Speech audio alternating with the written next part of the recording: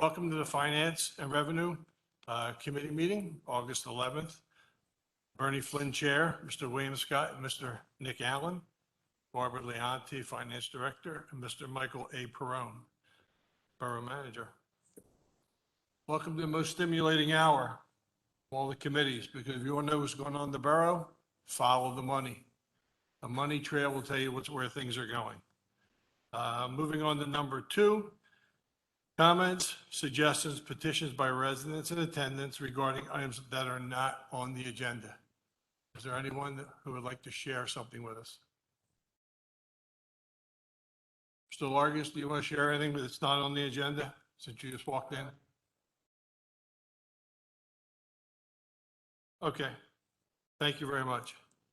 All right, moving on to number 4, because we have a guest appearance from Mockenhoff, I believe out in Pittsburgh, Colleen Deere. Good evening. This is Bernie Flynn, Chair of Finance. Welcome. Hello. Thanks for rejoining us. We had a presentation last month that left a lot of questions that we needed to get answers to. And I'm sure Barbara Leonti has given you some of the information that we were looking for. But one of the things that we were interested in during the presentation, which we didn't feel comfortable with, was the current situation with inflation being based into the equations for setting money aside for the different parties. So I don't know whether you have a presentation or are you just here to field questions from us? I could do a little of both. I did follow up with Barb, but apparently the email didn't go through, but just with a little bit of a further explanation on the inflation assumption.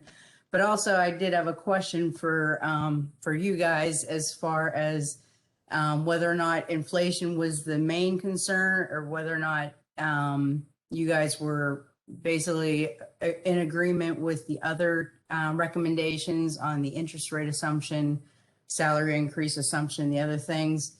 And it was just the inflation issue, or did you want to go through all of that? I would like to call up our guest, the mayor of the Borough of Westchester, Mr. Mayor Norley, because he is the fiduciary, so he's very familiar about what certain things are.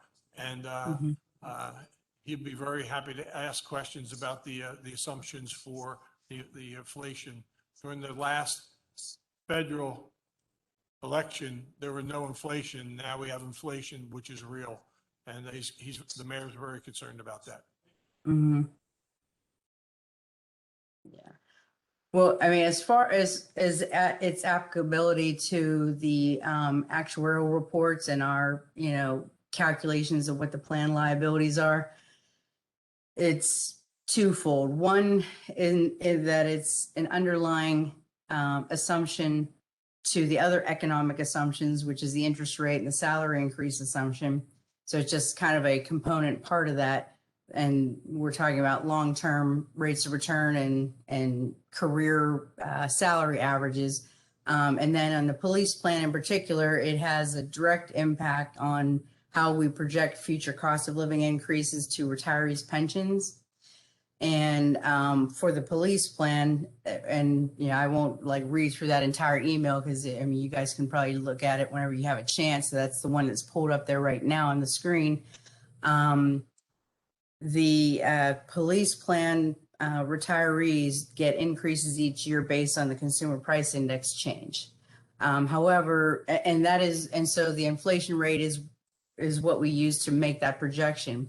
However, those cost of living increases are capped out at 3% per year.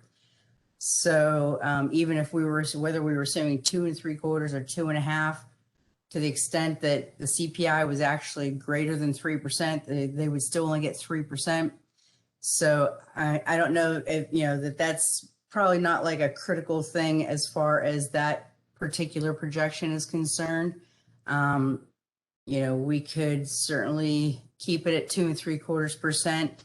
it would be, that would be pretty, even conservative at that level based on past history.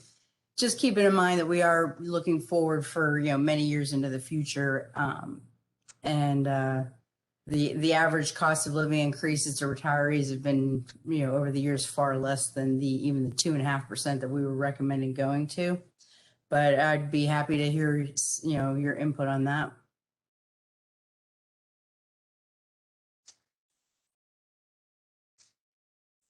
Hello, thank you, Jordan Norley. Yeah, just the fact that we're currently experiencing significant inflation, not just temporary inflation, but the supply chain, but wage inflation at 6.1% in June. That sort of thing typically is permanent and goes into CPI and the related assumptions. So as to, I haven't read this email. It's very long. Yeah, I know. But, as it relates to budgeting, cash flow management in the future, just want to make sure that the assumptions being used and how they are therefore added into the equation are the appropriate assumptions for budget planning. Mm-hmm. That's all. I have no opinion further than that. I will have to read the email. Thank you, Mr. Mayor. Yeah. Colleen, did you understand the mayor's question? Yeah, as far as just pure inflation and CPI goes, yeah. And just, from the standpoint of the other related things like, long-term expected rates of return and so forth, whether or not, you think that would impact on those things as well. I mean, we were recommending reducing the interest rate assumption from 7% per year to 6.75%, and lowering the salary increase assumption by 0.25% as well. Or I'm sorry, yeah, right, no, by 0.25%, yeah. And then, some of the others, just updating the mortality and so forth. But the CPI as it pertains to cost of living increases to retirees, like I said, even if it was, 7% per year or whatever, the retirees would not get more than 3%. So it probably wouldn't make sense for us to use anything like that high. And probably we're not gonna, looking at the long term, I can't see that actually sustaining for many years into the future, as long as the retirees would be living. Thank you, Colleen. Mr. Allen, do you have any questions? I think I may have overlooked something, but just so I'm on the correct page, these are 20 years into the future. Is that the amount of years we're thinking about right now? I mean, basically, it's the period from when a person retires, which in the police plan could be probably as early as, early 50s or whatever, until they max out on their benefits. So they're allowed to get cost of living increases up to a maximum of, I believe, 30% of their original benefits. So however many years it would take to get to that point. And that's the other thing too. I mean, their ultimate pension is capped as well as the annual increases. So once they hit a certain point, they're not going to get any more increases after that, no matter what the consumer price index changes. So I guess my whole kind of point of that is if all your, the question is about inflation and how that would impact increases to retirees' benefits, it's probably not going to make a huge difference liability wise, making the 0.25% change. It was just, like I said, kind of what the actuary was recommending, reducing that as part of the overall economic outlook for the future related to interest rates, salaries, and CPI. Thank you. Ms. Dorsey, do you have any questions? No, I don't. Thank you so much. Mr. Scott, do you have any questions? Anyone in the audience have any particular questions? They want to talk about the assumptions? I hear none and see none. Mr. Mayor, are you satisfied with the answer you got? I'm sorry, so was the recommendation just to keep it as it is? Or- Yes. No. I apologize, no.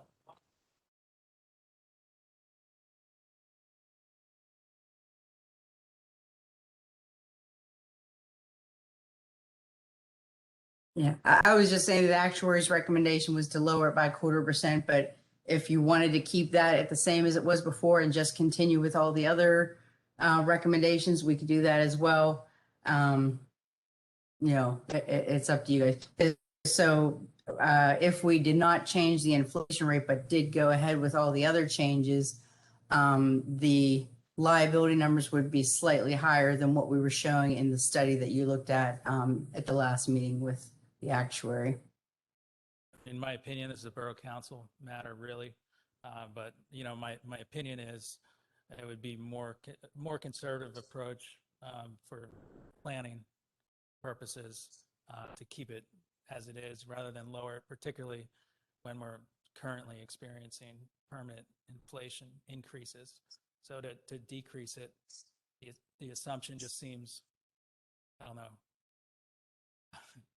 counterintuitive, I'd say.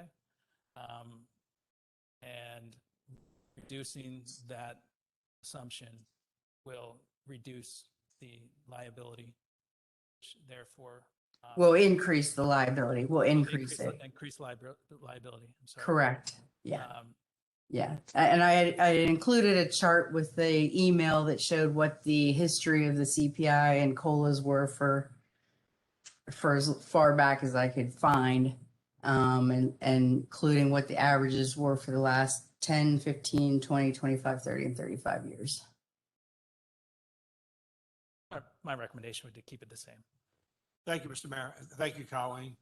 Okay. But let me, just to make sure before we let you go, anyone else have any questions at all? Colleen, thank you for your time. We really appreciate it. Mr. Perone. Oh, Mr. Allen. Mr. Allen has a question. If we were to keep the CPI projections the same, what would that, I mean, I'm looking at the funded ratios for both plans. Around how much would you expect that to go down if we were to keep it the same? Well, if you were wanting to keep all the other recommendations the same, including lowering the interest rate, there would be no impact on the non-uniform plan because there are no cost of living increases for that plan. And for the police plan, I don't know what it would be exactly. We didn't run those numbers, but it would just be slightly higher, not a major change. So I'm looking at the funding ratio would be slightly lower, but the cost would be slightly higher. Right. So I'm seeing the 86.7% for which one is this? Not the police one would stay the same, and it would just be the police fund that would. Yeah, the police plan is the only one of the two that has cost of living increases. Sure. Okay, so that would come down from 88.1 is what we're talking about here. Right. Right. Do you have a ballpark for that change? I don't offhand, but if you guys Yeah, want it's a lot of math, I'm sure. So it's not going to be huge. It's not going to be huge Okay. because, like I said, yeah, the retirees' benefits are going to still be the same. Ultimately, it's just how long it'll take for the benefit to get there based on how rapidly they get their increases to hit their maximum. So that's why it's not a huge impact either way. It just might be, it'll be slightly higher. I don't think it'll be a huge change. We had already actually run the valuations under all the proposed assumptions so that in case you guys did agree to go with all of them, it would be ready to go. So it just might take a little bit longer to rerun it, but I don't think it'll be a huge change. okay, great. Thank you. Yep. Good. Thank you.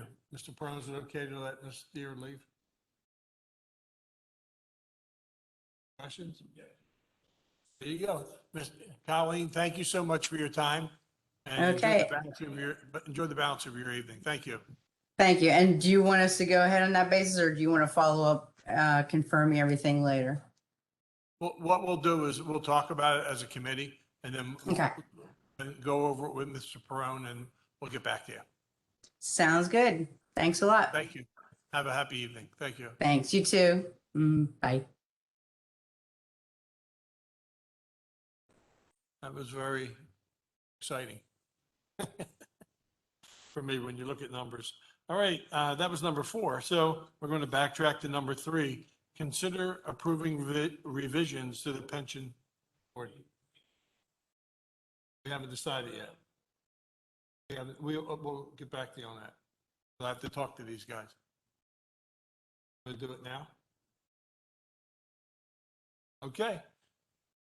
Mr. Allen, looking at what my opinion is, looking at the way it was presented, I wouldn't decrease the percentages. I would leave everything as it was presented. So you would, trying to make sure I understood that right. You want to do what the actuaries recommended. Yes, And not change their recommendations. correct. I'm kind of partial to the idea of keeping the interest rate the same. Yeah. And then going along with everything else. Mhm. It's not going to make the difference, at least for the next couple of years going, it's not like we're not going to be distressed because of or either way, right? Minimal. So I always like to play conservative.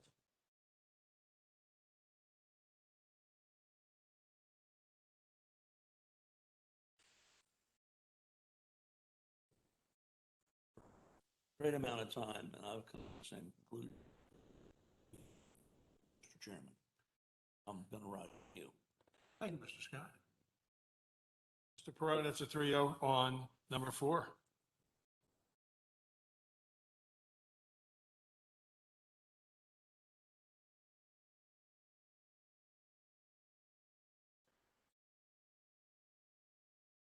Yeah, are we agreeing on keeping the inflation assumption at 2.75?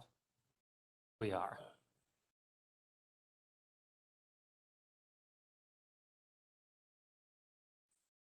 So what I was saying I supported was keeping that at 2.75 and then going along with the rest of the changes.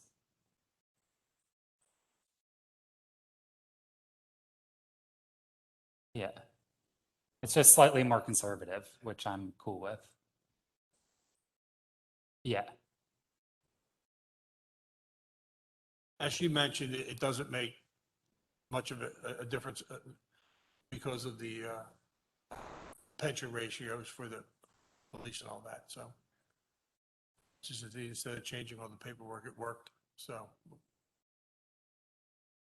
Still okay with?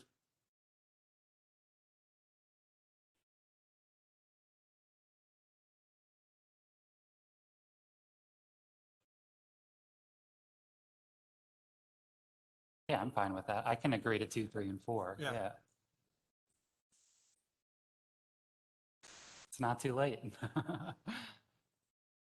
We have empty chairs. Thank you. Yep. You okay with it? His head's down, so I guess it's okay. Thank you. Number 3, consider approving. Sorry. Hi, Mr. Mayor. Hi, sorry. I think the second one still stay the same too. If you're not decreasing the interest rate assumption, that should probably stay at 7 as well.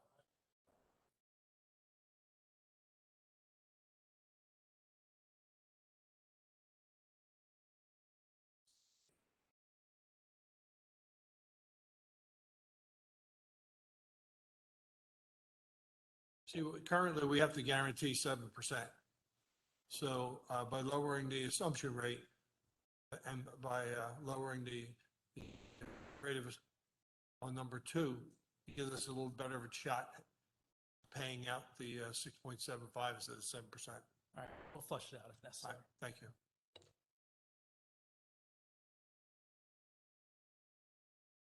Mr. Welcome, I'm trying to get you. Thank you. All right, number 3, consider approving revisions to the pension board. There's an attachment with it.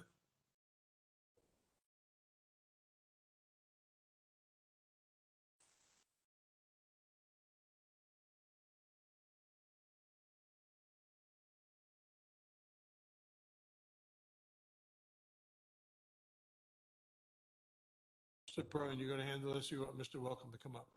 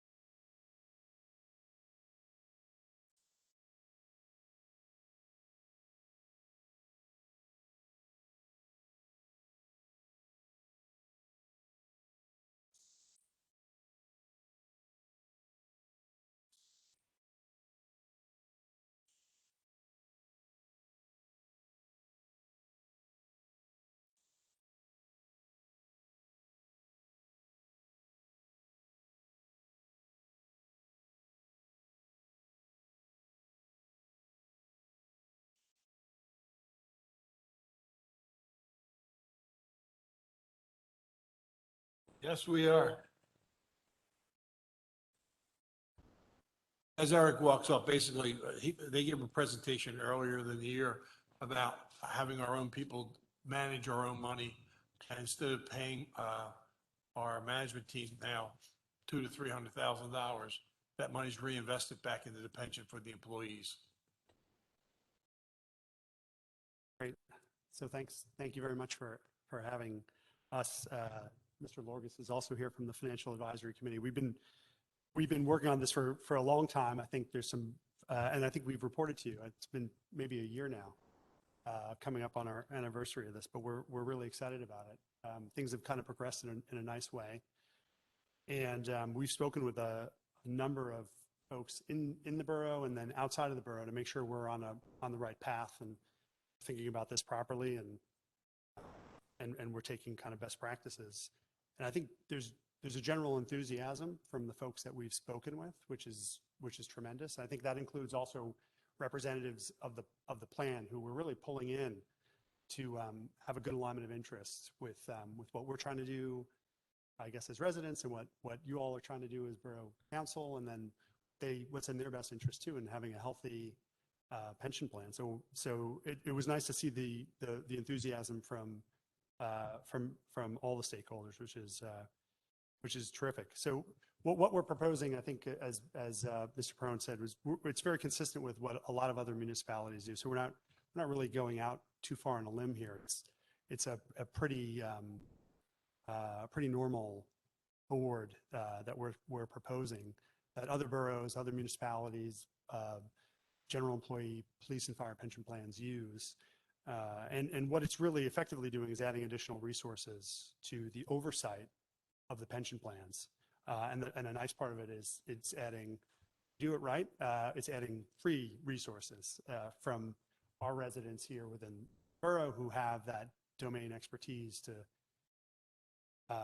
add value and set a nice course for the investment management of the plan. So as Mr. Perone said, we're proposing creating a board for each of the 2 plans, and those boards would be constructed of 5 members. The 5 members one would be the borough manager as one. Second member would be representative from the plan, and 3 appointees by Borough Council. So really, Borough Council continues to have a lot of ball control as they do now in terms of how things are operated, and make sure that they feel comfortable as ultimately the guarantor of the plan, that things are going in the right direction. So and that's not unusual either. That's a pretty standard practice. The 3 members that would be appointed by Borough Council, typically those are folks who are involved in asset management, investment management, pension management, folks that really can add a lot of value sitting in these meetings and looking at the reports, evaluating cost structures, evaluating investment performance, evaluating the underlying investments within the plan. And so having those 3 individuals, kind of practitioners within those industries, really is critical to the success of these boards. Also, great alignment of interest in terms of having the 3 appointees be residents of the borough. It's in their best interest, as everyone else in this room, to get the best possible returns at the most appropriate cost that we can gather those returns. So folks are really going to be, I think, generally invested in the success of the board, as they are in other boards. The two plans are very different plans. One, the police plan is an active plan, and the non-uniform plan is a closed plan. So eventually they'll get to a point where they have different needs. One is trailing off, one will continue to operate. So having 2 boards identified is probably a very prudent long-term thinking way to go here. When identifying the 3 residents to be volunteers on the board, I would suggest that those 3 residents serve on both of those 2 boards. So you get a lot of, it would just help sort of streamline the review of the assets and understanding and so forth. And that's not uncommon either when you have a situation like we have here where there's 2 different plans. I think that we talk a lot about that within the ordinances, but that would be my suggestion when appointing the 3 resident members. We talk a little bit about how it's constructed and so forth, but really the board here is meant to do good, add value, spend time, evaluate the different providers, whether the investment consultants or whoever that might be, and report back to either the Finance Committee or Borough Council and give their assessment of how the plan is operating and make recommendations to the different rules and regulations. As the Borough Council, you would be setting up we would be proposing an investment policy statement, which already exists today. The board would review that, and should there be any changes or recommendations, it would come before the Borough Council to review and approve the recommendation from the board. So again, a lot of ball control still reside with Borough Council, even with this board.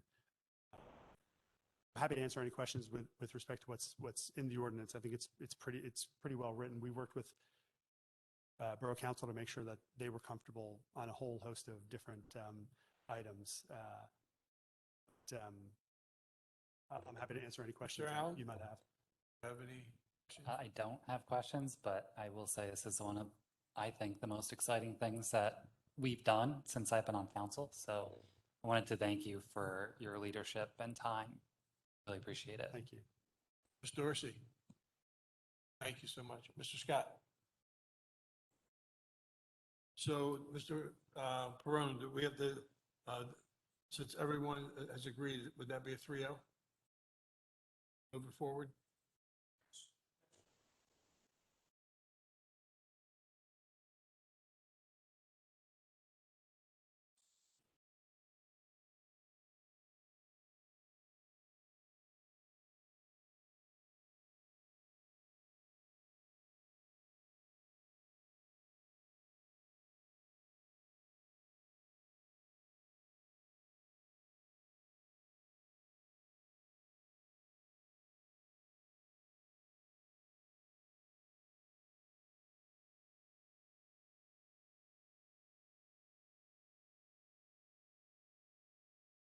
Thank you. How long will the pension board shadow our existing company? So I think when we were talking about this, Bernie, the investment consultant remaining as part of the solution here on a longer term basis is what's contemplated. Identifying the right identifying the right cost structure, the right investment consultant, the right cost structure is where we're going to see a lot of cost savings. I think the other opportunity is by having a board with a strong alignment of interest, there's going to be an opportunity to take advantage of investment opportunities on a more fluid basis, right? As they present themselves. I think we've talked about this in one of the other meetings in terms of things happen planned today on a very programmatic basis where we go along with the plans go along with how the consultant adjusts asset allocation for a broader set of folks, and it's not necessarily customized to what our risk profile is or what our return assumption might be. And so they'll be involved. They'll continue to be involved here in the near term, Bernie, but Mr. Flynn. But there's definitely an opportunity to find cost savings, I think, in reviewing the investment consultant or reviewing a set of investment consultants. Thank you so much. Yeah. And I just want to say thank you to everybody on the board. This is really born out of the Financial Advisory Committee. So thank you very much for trusting the Financial Advisory Committee. It's been a team effort from the committee and so and from many other people in the borough. So we appreciate it. Thank you. Mr. Allen liked this, and I like the enterprise leasing. So we got what we wanted. It's like a Christmas week for us. Thank you. So that's a 3-0 for Mr. Prum. All right, number 5, consider approving a budget modification to reallocate $300,000 from various stream protection expense lines items to pay for John O. Green final invoice. Mr. Leonti. So we received a final invoice that we still owe on the John O. Green infrastructure project. This was from last year.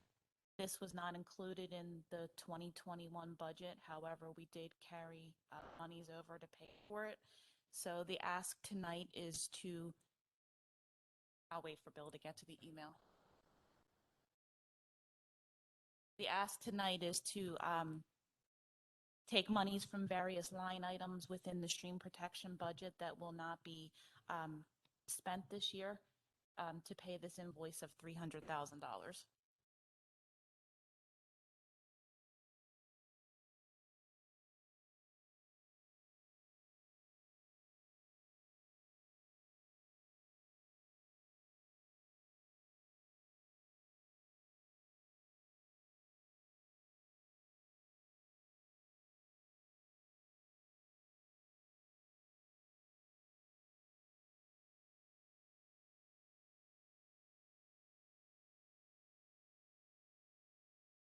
So as you can see, these are the line items that we're proposing to take the funds from: the stormwater facilities management, Franklin, West Washington, and then those items will pay for the John O. Green out.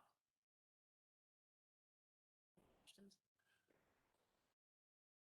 So these projects here, the first 3 projects won't be done this year. Correct. Okay. Mr. Allen? Was this the original plan? To fund this? Yeah, to do it this way? It sounded like it was. I just wanted to make sure. No, what happened was this was not carried over as an expense in the 2021 budget. However, we have a final invoice that we need to pay for. So in order for the line item not to go over budget, it's our recommendation to pull from other line items that won't be spent this year. That's what we're asking. Mr. Scott?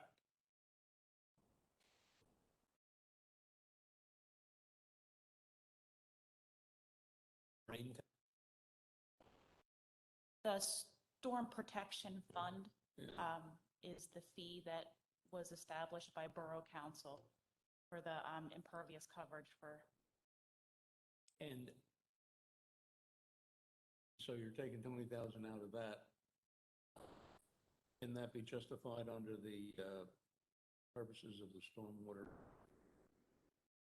fund that was set up?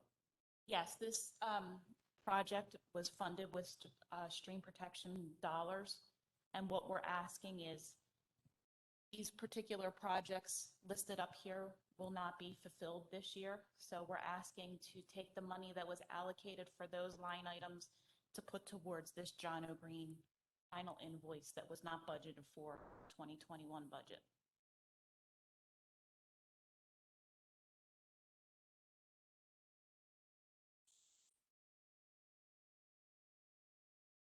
Yes. But, or just borrowing that, we're gonna put it back in?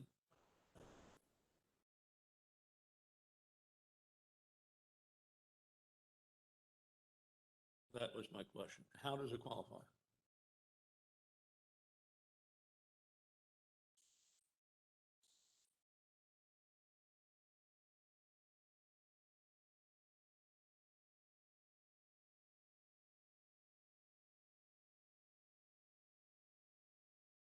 So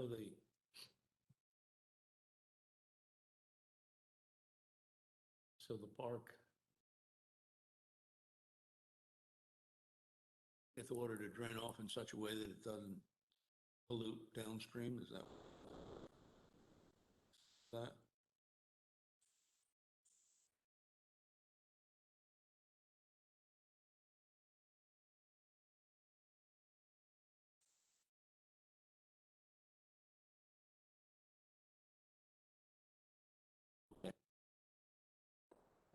All right, we got 3-0 on, Thank you. on the, Mr. Flynn, I have a question. yeah, oh, I'm sorry, Ms. Dorsey. No worries.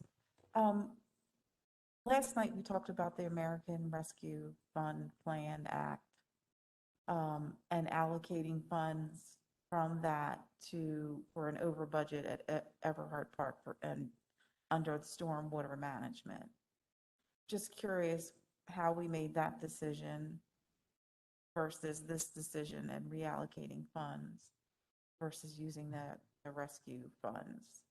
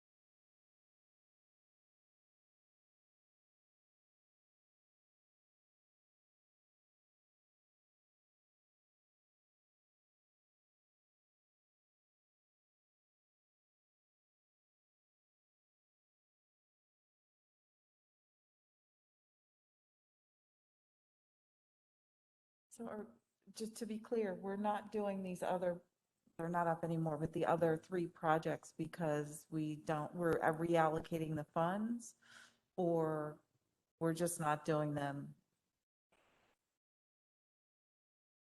We're not doing them this year because we're reallocating the funds, because we need to pay this invoice.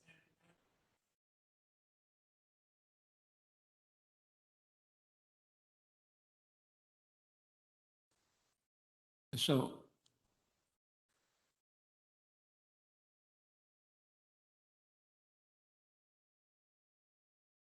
Please introduce yourself and tell us where you live. Thank you very much. Lillian DeBaptiste, I live in Westchester. You want Please, your address. 600 Westchester. Thank you. So I have several questions. Yes, my first question would be, since it was an expense from, I understand you.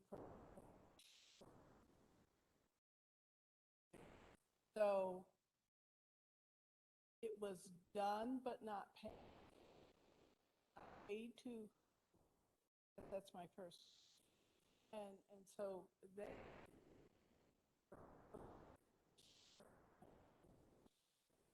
surprised by. Then I guess I'm also surprised that you could have a $200,000 overrun. Counting the funds, because I think a $200,000 over significant. And I understand that overruns on jobs, $200,000.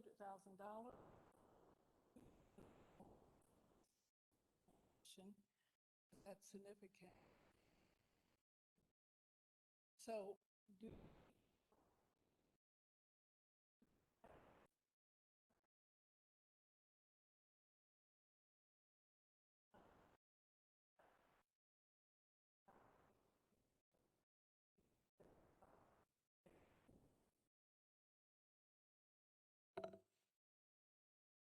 Thank you very much.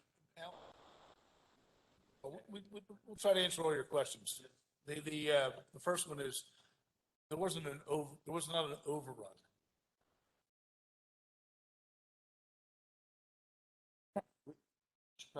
No, we're talking, hang on a second. This is John O'Green Park we're talking about. So there's no, last night we were talking about Everhart Park. That's where the overrun is. So that's not what this is about. Okay.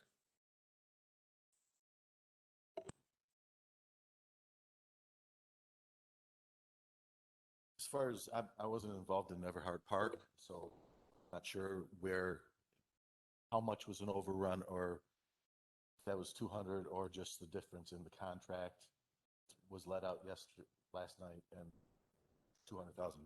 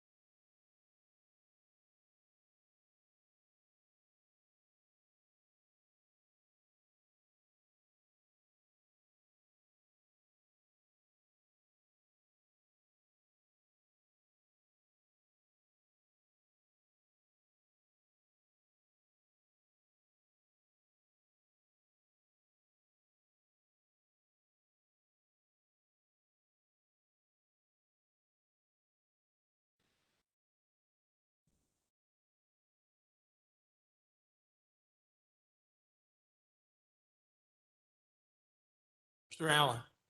going to try to synthesize that just so I know I'm on the right page. So this did not go over budget.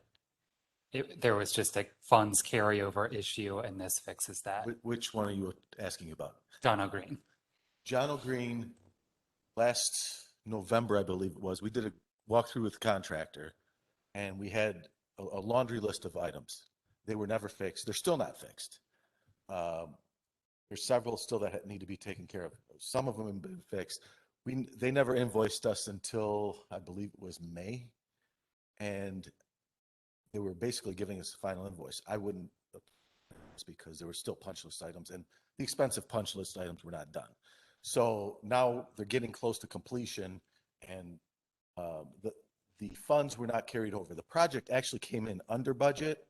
We owed them, I think it was about $360,000 on the contract, but there's only $300,000 that they're actually billing us for, because there's things that line items that were unit cost items that weren't installed. So that's why it's.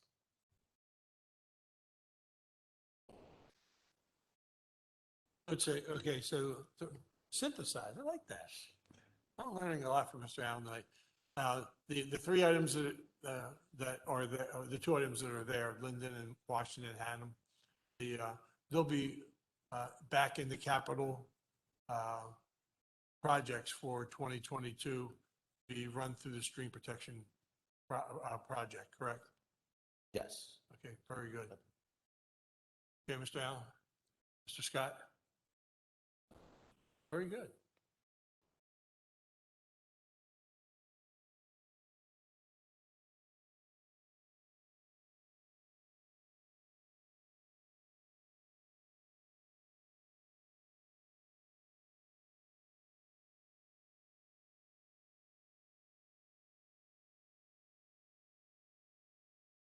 That's correct.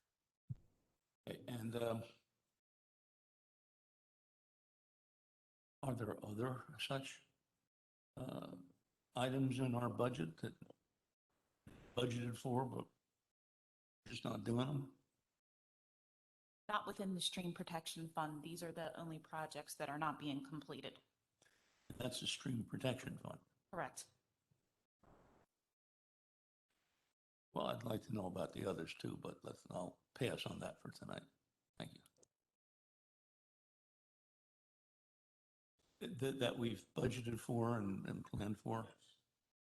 Good, thank you. Yeah, we basically ran out of time, and we never engineered these projects. So, but to answer your original question about 20 minutes ago, yeah, this is your rain tax. The old-fashioned way of saying it. Yeah. Okay, very good. Thank you, Barb. Thank you, Al. Any other questions from anyone in the audience? Hearing and seeing none. That's a 3-0. Barb, thank you. Number 6, July 2021 financials. So if we start on page 1, looking at the month of July 2021, we had actual revenues of 2,211,887. This is offset by actual expense of 2,228,431, which results in a net loss for the month of $16,544. Going over to page 2, looking at the year ended July 31st, 2021, actual revenues were $20,949,808. This is offset by actual expense of $14,790,298, which results in a net income year to date of $6,159,510.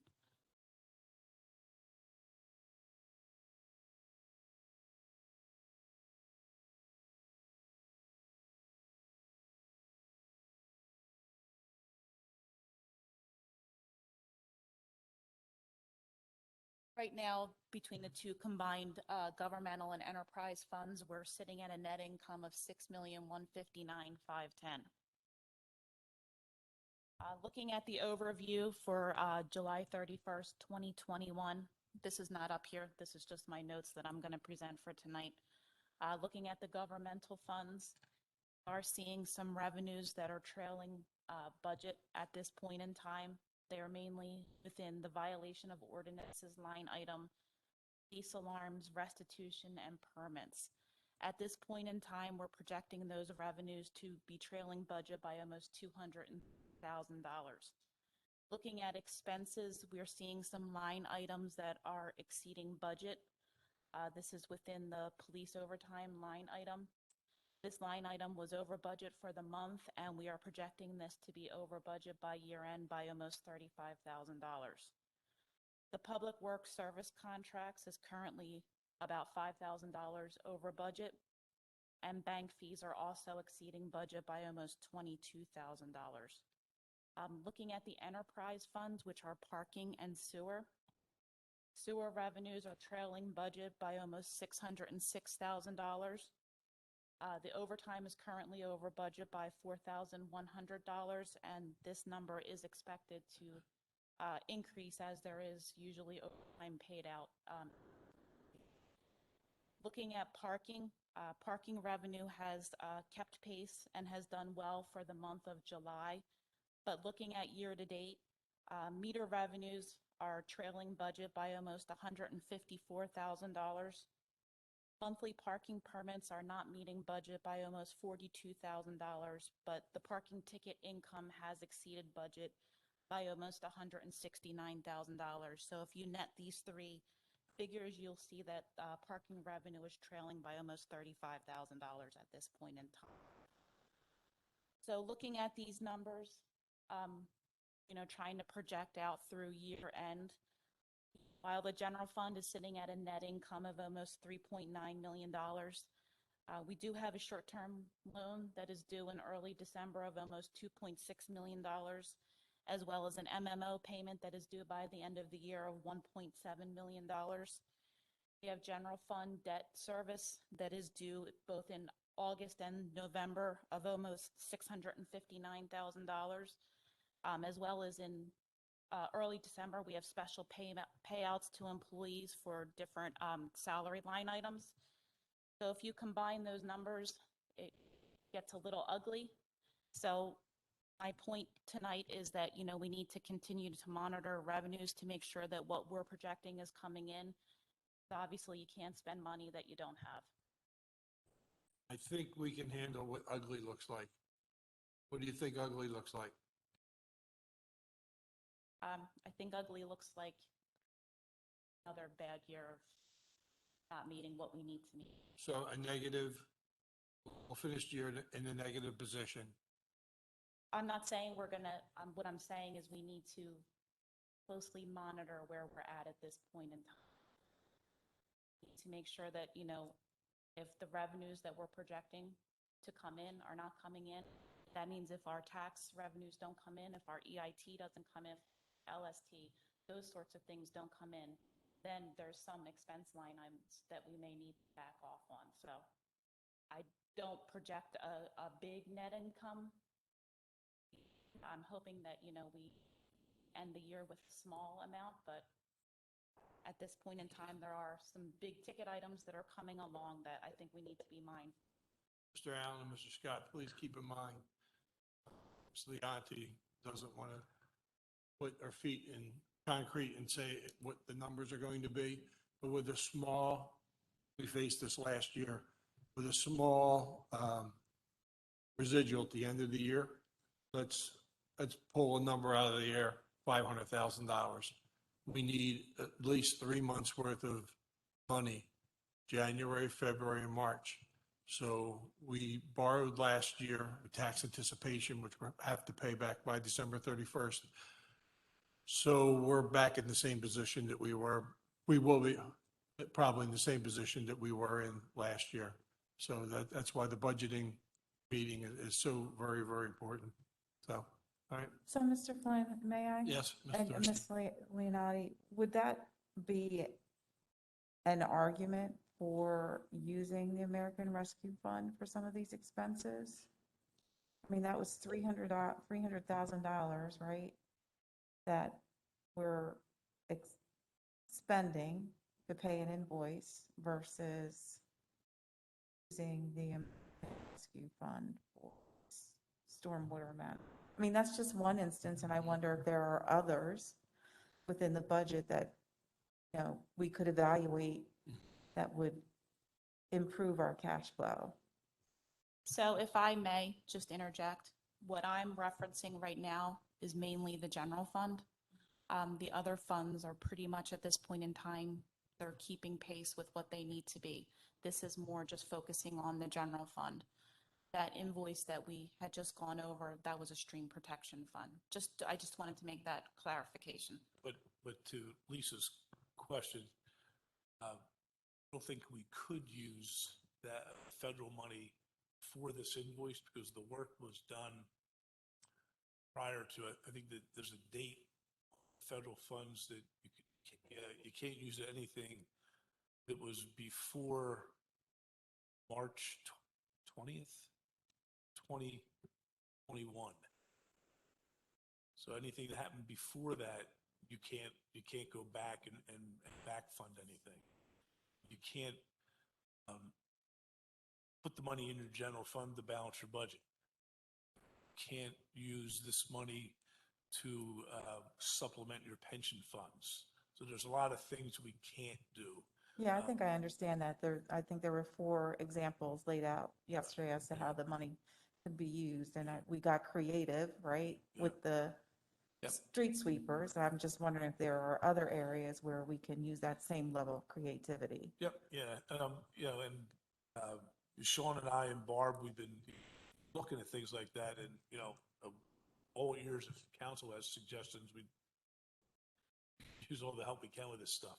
But like I said, we want to be strategic about it. What we didn't bring up last night was that date. I forget what was it, March 20th or March 10th or I want to say that it's March 4th. But March 4th. I could be incorrect So- on that, but I'll get Yeah, back to you on that. It's a March date from For 2021. You can pay for things that happened after that up to now and into the future with those 4 caveats that we gave you last night.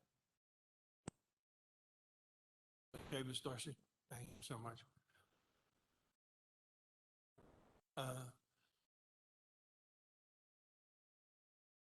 Finance Committee will be having a side meeting advertised to the public in a week or so to go over all the budgets from all the different departments, try to do what Ms. Dorsey mentioned, try to figure out how we can whittle things down so they fit within we don't have to borrow as much money next year as we did this year.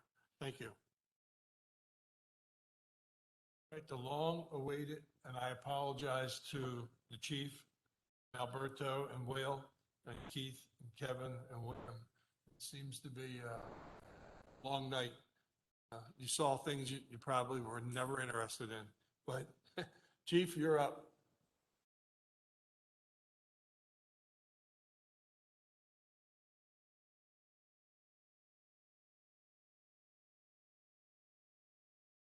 Thank you. Good evening. Jim Moorhead, Police Department. I will be brief. Police Department. Myself and my staff have spent a lot of time trying to remain fiscally responsible. Where we're headed, I can tell you that due to projections in crime, staffing, technology, laws and initiatives that are coming down the pike, it's very hard for a police department to plan out 5 years, as you and I have discussed. We basically get a 3-year projection at best due to changes, some in our control, some not. But with that being said, I've sat down with Mr. Perone and Ms. Leonti, and we have spent time going over the capital budget for the police department planned out for 5 years. And it's basically 3 items of ask. Now that the borough has decided on leasing, number 1 will be our vehicles. That's broken down into leasing, the upfitting of the marked police vehicles and other replacement vehicles in the police fleet, and then mobile video recorders. They were planned due to their 5-year warranty expiring this year, and we're starting to see failures, so we're trying to spread that out over 5 years, buying approximately 2 mobile video recorders each year. So 2022 is planning 2 marked police vehicles, 2 mobile video recorders will be purchased to go in those new police vehicles. So item 1 is simply vehicles, the leasing, subtracting the sale of the 6 police vehicles in 2022, and then planning that out over 5 years that Lieutenant Lee's been working with Seth on from the enterprise leasing. The upfitting and the mobile video recorders. Item number 2 is our Uptown camera and technology. This is an important line item for the police department to maintain safety and integrity of the Uptown business district and surrounding. This technology has proven very successful in the month of July. Had a shootout in the 50 block of East Market Street. Camera at Market and High Street, we were able to identify actors, make arrests, and progress our investigation along nicely. So we're looking to expand on the Uptown technology. Item number 3 is simply our defibrillators. The 14 police cars that go out on the street have defibrillators that are used on a regular basis. That technology has outdated. They're no longer repairable, and they're breaking down. We are in the process of purchasing 5 through this year's capital budget money. And as we plan that out over the next 3 years, the plan is to finish rounding out the replacement of AEDs. And simply, that's the police department's ask for capital spread out over 5 years. But please understand, we don't have a crystal ball, and there will be things that pop up. Mr. President and Chief, the line item number 2, Uptown cameras and technology, the word infrastructure, does that fall under the American Rescue Plan? Just, you probably don't know the answer now, but it's a thought that if we could put the new cameras in and make sure that the other cameras are working properly, sense to use that kind of money there for that. Mr. Allen, do you have any questions on the police? Mr. Scott?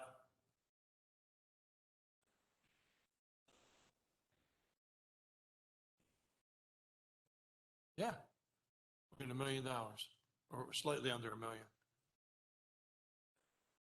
Not all, we spent $271,000 last night on street sweeping repair because we have a ordinance we have to maintain with the DEP.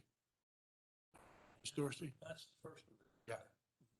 Ms. Dorsey, you have any questions for Chief? All right, thank you. Thanks, Chief. Thank you. Appreciate it.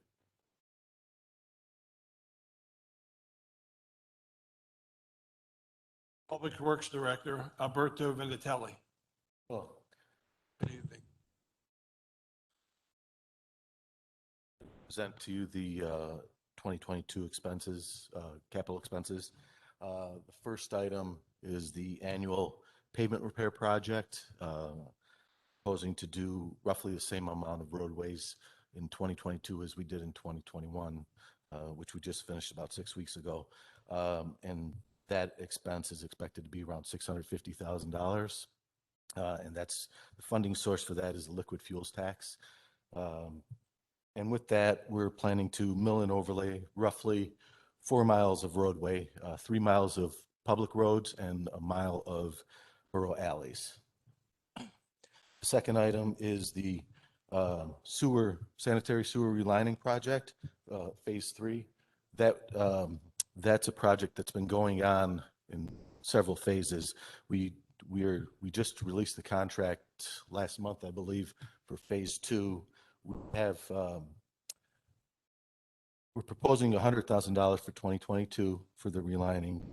We have a remaining balance from a DCED grant of just under $90,000. So the remaining $10,000, almost $11,000 would be through the wastewater funds. And that's for relining sewer pipes and manholes throughout the borough. And that's yet to be determined exactly which manholes and sewer. We'll be televising those to see.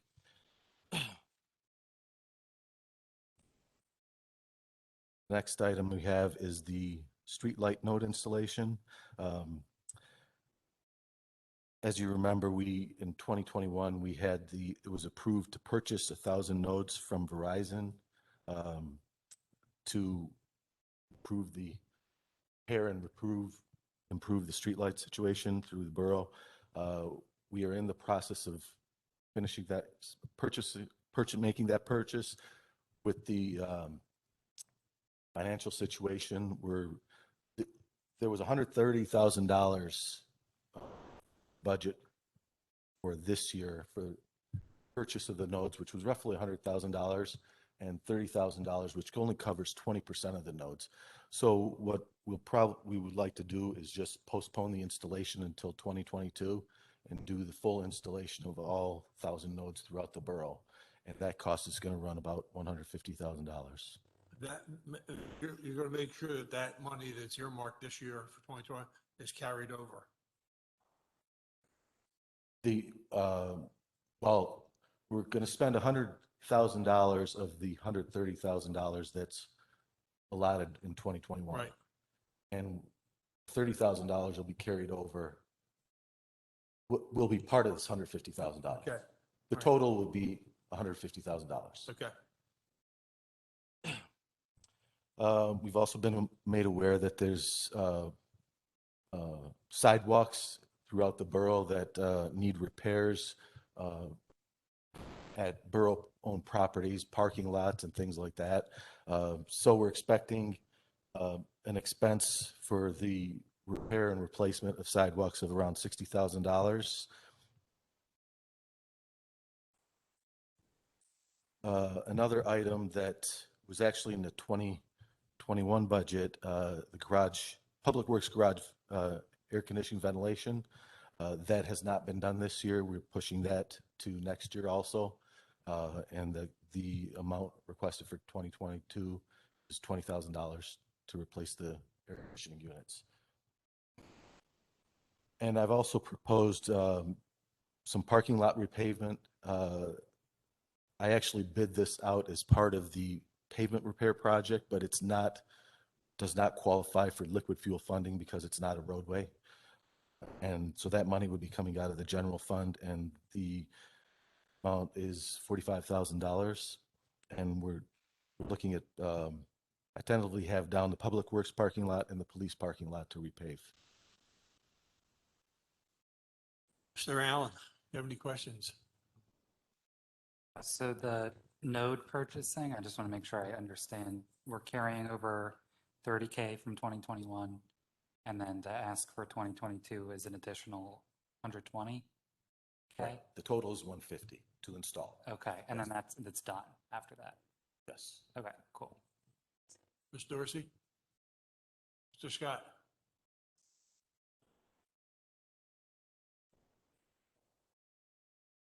Capital, yes. And we're going to go over the other budgets when we have our meeting next week or the weekend.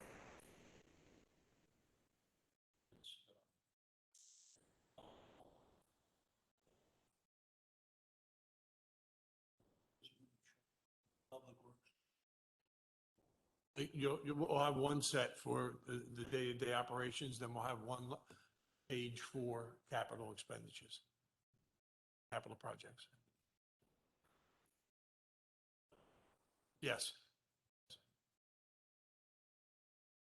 The department heads, you heard earlier in the evening that $300,000, John O'Green wasn't carried over. It's the department head's responsibility. Make sure that once you say you're going to carry something over, put a post-it on your mirror at your house to make sure that, you know, when we go through this final budget, you get your carryovers, okay?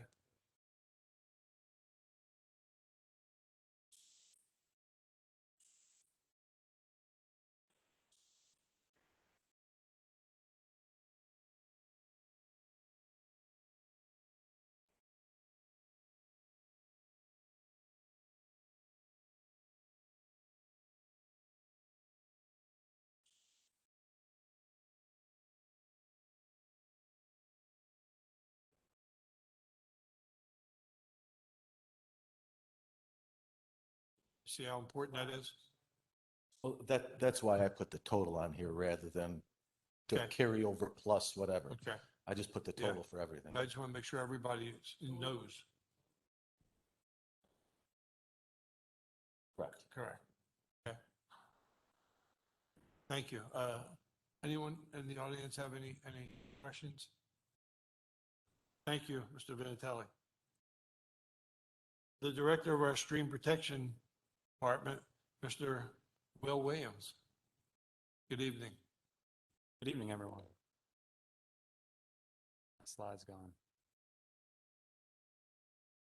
I'm going to pick up where I left off last month, which was last month we did operating budget, which is summarized here. We're projecting just under $1.2 million in revenue, and here's how we intend to spend it next year. Just about half of it is new stormwater infrastructure. Those are capital items, and that's what we're talking about tonight. Here is a glimpse of the 5-year capital plan. Like all 5-year capital plans, it's a work in progress. I think this highlights 2 important things. First, it breaks up the spending into 3 categories. Just to remind everyone that we have a PRP, a pollution reduction plan for the Goose Creek watershed, and then basically the western half of town, which is Taylor Run, Plum Run, Black Horse Run. Those are the 2 PRPs. We have commitments.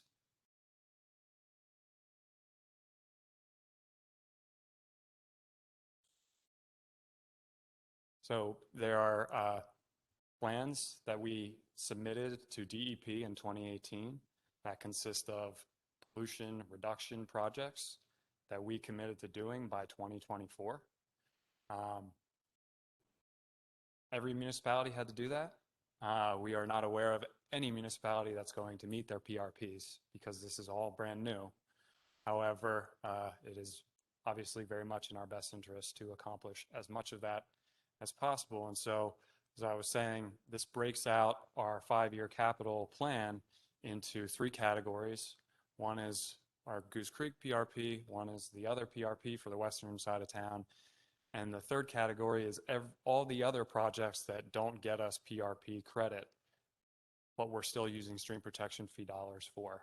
We're permitted by ordinance, but it's really important to keep in mind that money diverted from the PRP spending for other capital projects is, sets our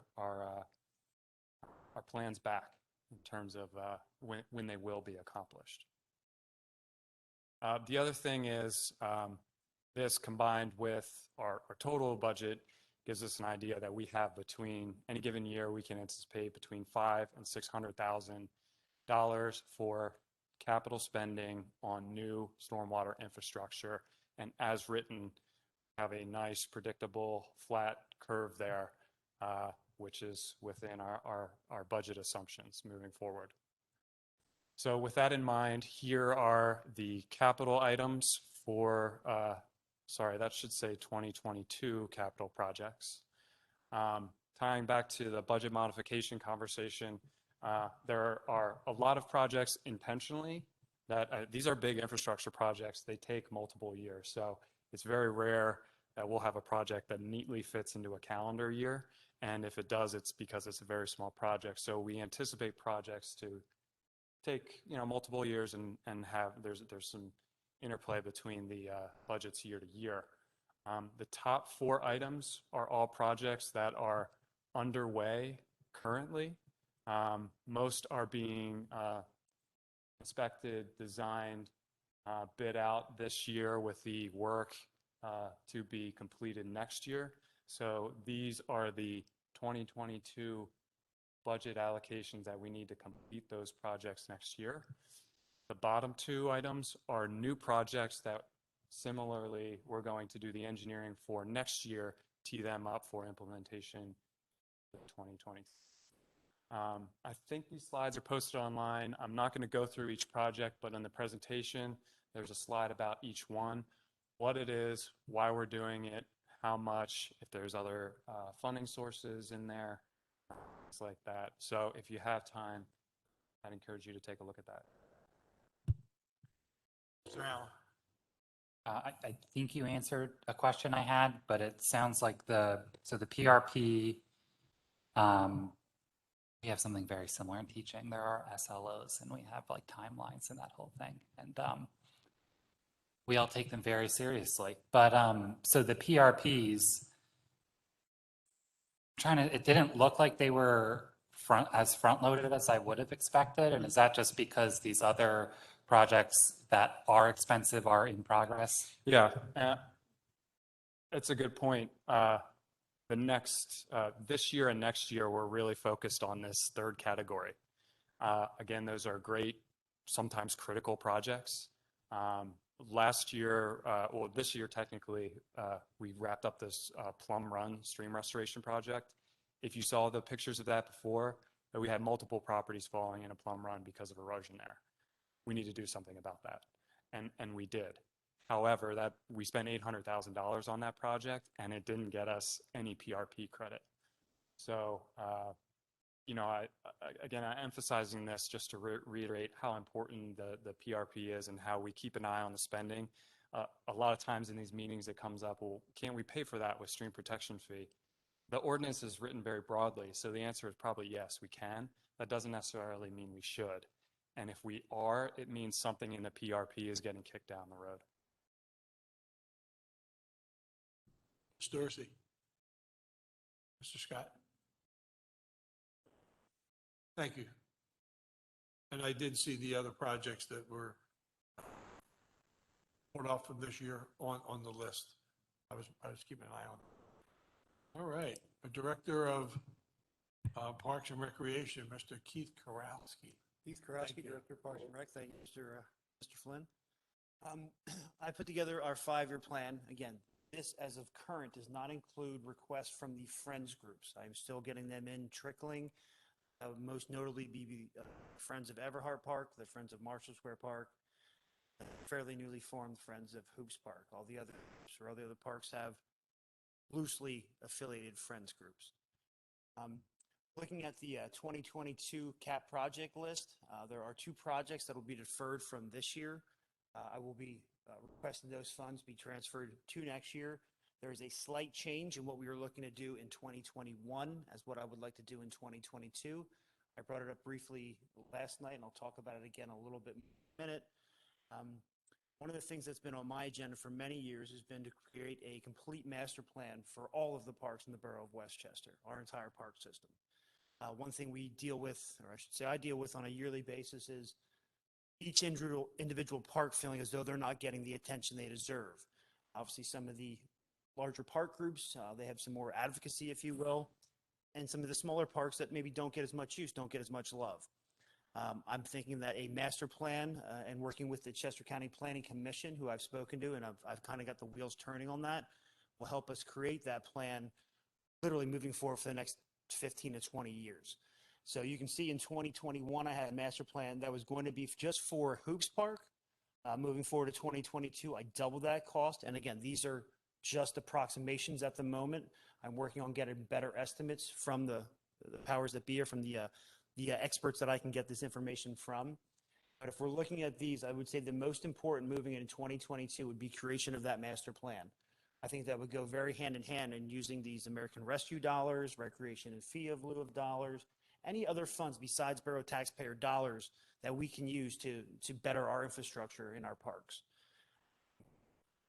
The other 2 projects I would say at the top of the list for 2022, well, I think all are important, would be the deferred projects from 2021, which is the upkeep or the rehabilitation at Hoops Park. Last night you heard me speak highly about Everhart Park and how much it's used. Hoops Park would be second on that list when it comes to rentals, baseball, tennis, soccer, you name it. We need to upgrade the facilities in and around the pavilion significantly.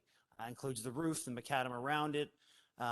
Just in general, it needs to be upgraded because it hasn't had a facelift, let's say, in a while. Looking ahead again, with the projects that move forward in 23 and beyond, I think this list will look significantly different once that master plan is created and put into place. We'll be using experts above and beyond my expertise in creating those plans, getting actual dollars, putting plans in place for years to come. With that being said, there's always accidents. We heard all the thunder and lightning, trees come down, park equipment gets broken. So there'll have to be, some contingency monies or emergency funds for these projects moving forward. One thing that Mr. Perone and Mr. Metrick asked me to do, and Bill, if you could hit that other slide real quick. And this is a work in progress as well. I've gone back the last 10 years and I'm trying to create a list of all the capital projects at all the parks that's been taking place since 2012, just to give an idea of where monies are going, where they've been, what we spent at each park. Again, this is a work in progress. I will hopefully have more information at our next finance committee. But these are actual figures. These are actual dollars. I went back and looked at our budget and invoices and got information for. So you can see what we spent on a yearly basis and what we spent at each park. Obviously, a monster one was the Barclay acquisition.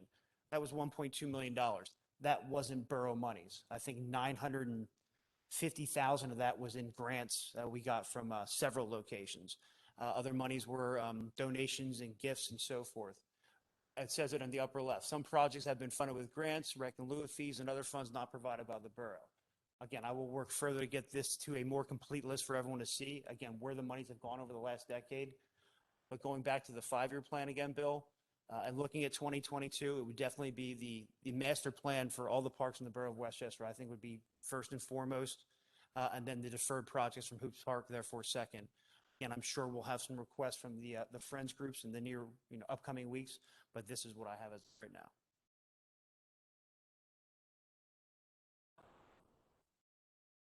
It could be.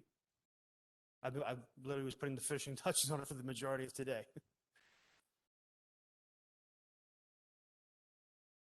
If you go back to that 10-year list, Bill. Thank you, sir. You can look what we spent on a year. You can look what we spent at each park. I have it broken down. If you go to the right, it totaled up to the right and then the bottom. So you can see. Got to scroll out a little bit. Excuse me, zoom out. This is not a complete list. No, this is not a complete list. And again, this doesn't account for every nail and bolt that was bought at, say, Public Works, or every little bit of, paint we needed. This is more on the major sides of things, $500, $800 and above. That includes mutt mitts, benches, EWF, which is engineered wood fiber, which is the wood we put in the falls into the parks. A lot of these funds are spent at various parks at various times. Some of the larger projects you can see, $60,000 for the new Port in Place surface down at John O'Green in 2018, I believe it was, or 2019. I mean, you can see some of where the projects are going. And again, I promise to have a much more inclusive list in the weeks to come. Thank you. Yeah, I can make. I don't know if you want the incomplete list or if you want it when it's a little further done. This is a good start, but I have more to go. Okay. Dorsey. Crossley, there was quite a discussion last night on Everhart Park, and I think you committed to getting like an itemized list of it, because that is not done. Will that be done by the end of the year? Everhart Park? Yeah. Yes. Again, if everything goes according to plan and Mother Nature's on our side, we will have the park completed right around Halloween. Halloween.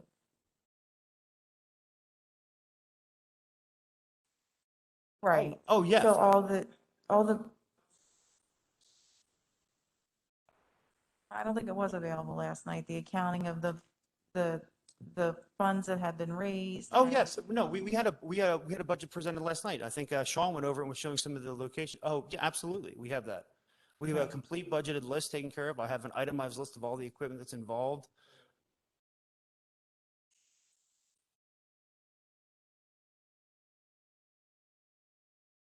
My apologies. I thought it was just the folks that were on the email. I didn't realize that was for all of everybody. Yes, I can certainly share that, of course. Mr. Dorsey, okay? Mr. Allen? Mr. Scott? Thank you, Mr. Krause. Thank you. Nice article in the local, Keith. Next up is Mr. Kevin Gore, Building and Housing.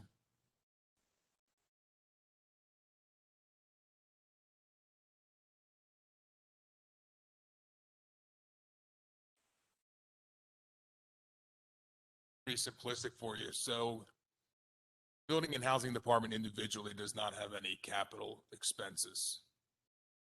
Or as I reported on my preliminary budget presentation, we are looking at new software globally for all departments in the borough. So I'm working with IT and finance to come up with a solution for that. We are currently seeking vendors. We're demoing software. Unfortunately, because there's a lot of moving parts, we do not have an exact cost for that this time. So again, individually building and housing does not have any capital expenses. Thank you. You're welcome. That was the best one so far. Right. And the most exciting one, live, the IT division. Mr. William Mann.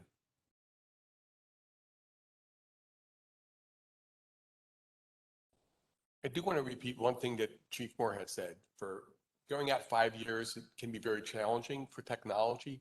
Things change rapidly, and we try to stay on top of this.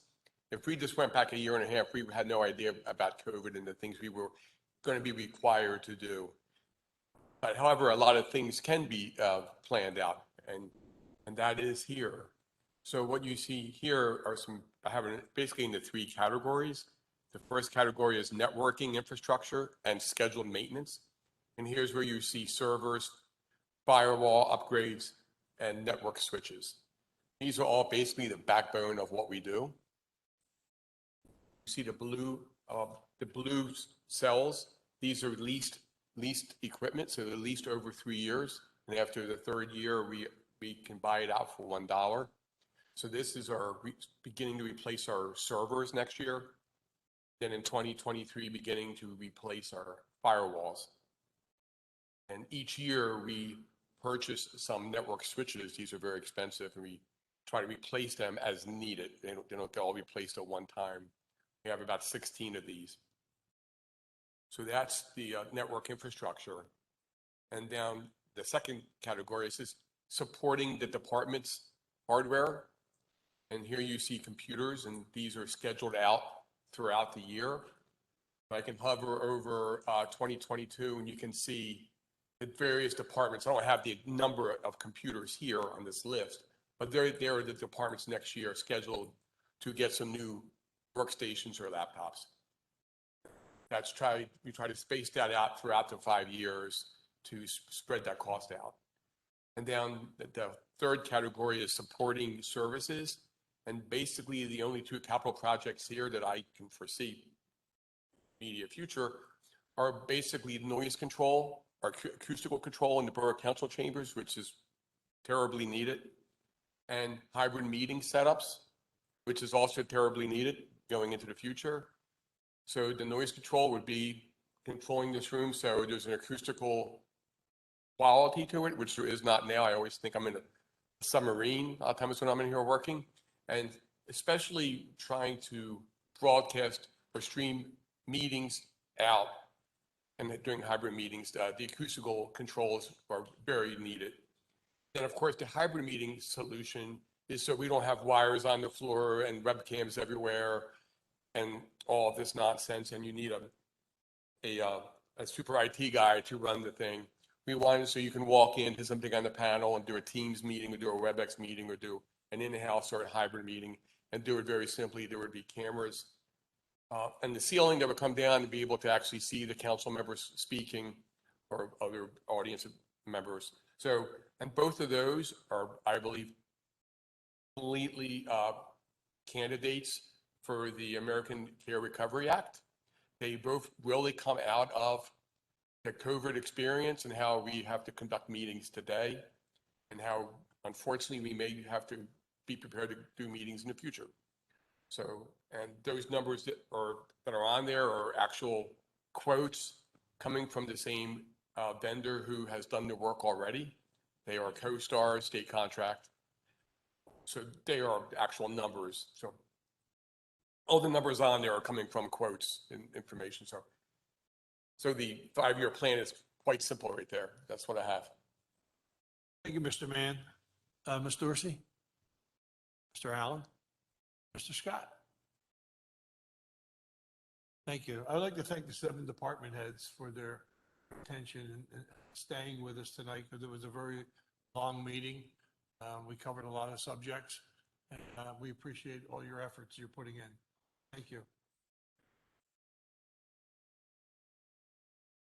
Number 8, discuss the 2022 preliminary budget. Ms. Leonti. So I have one item that I'd like to point out. Ms. Dorsey had asked about the ARP funds. I was able to find that date. So all funds must be obligated within the statutory period between March 3rd, 2021, December 31st, 2024, and should be expended by December 31st, 2026. So for number 8, we are still working on the 22 budget. We still have some changes that have to be made, as well as incorporating the capital presentations that were presented tonight. The ask for this evening is to schedule a special finance meeting where that is the only item on the agenda, and we can take the time to go through the line items and see where everything is at that point in time, and to review that. We are at the mercy of Mr. Allen because he's back in school. So he checked his calendar. Do you have a date for us? Depends on when I can meet with Mr. Gore about other things. So I was going to talk to you real quick after the meeting. We can iron that out. Could we do as soon as Tuesday? Is that too soon? No, I don't think so, is it? Okay. No. Do as soon as Tuesday. Because if I can get my ducks in a row, I'll just be here all day, but then I can just, it'd be nice, get it all So done. Tuesday, what time? I don't know yet. Okay. I'll let you know. All right, Mr. Scott, you okay with Tuesday? Next week? Oh, that's work session, yeah. So it would be during the day, I imagine. Mr. Allen is back in school teaching.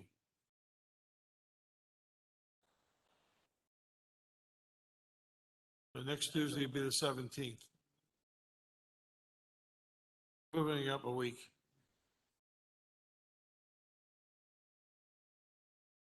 Please.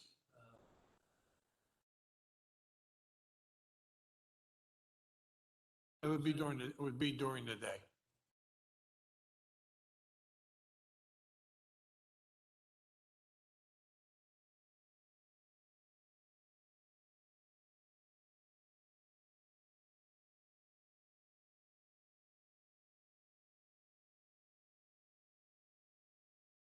Yeah, like I said, the nice thing about doing it during the day, each department head is already here in the building. And if we have questions of what has to be done or why we want to either add or delete something, we'll be able to get in touch with them. So anywhere between 9 o'clock in the morning and 3 o'clock in the afternoon. I take a nap. Thank you. Excuse me. I see I have having surgery this month, and apparently on Tuesday I'm going to a pre-procedure surgery test hospital. That's at 11 a.m. on the 17th. That could wipe out my whole middle of the day. All right. Well, I mean, I don't know how long it takes. Pre-procedure surgery test. That's what my wife's got here. Sir Allen. 9 o'clock, you get out of bed? Okay. 9 o'clock work for you, Mr. Scott? 9 o'clock on Yeah, Tuesday the 17th. 17th. Yes, it does, but of course I'll have to cut out about 10:45. Okay. Yeah. Thank you. As they would say in Hawaii 5-0, book it, Dana. Got it?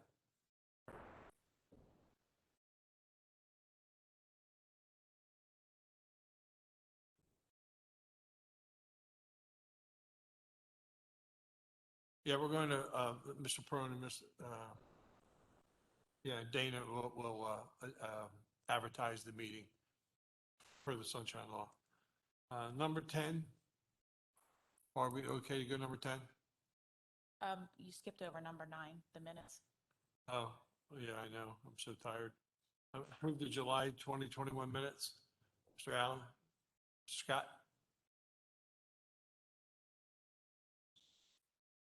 That's July's minutes for the Finance Committee. Good, okay. Any other business that anyone wants to share with us? Seeing none? The Finance and Revenue Committee meeting is adjourned at 8:42. Thank you.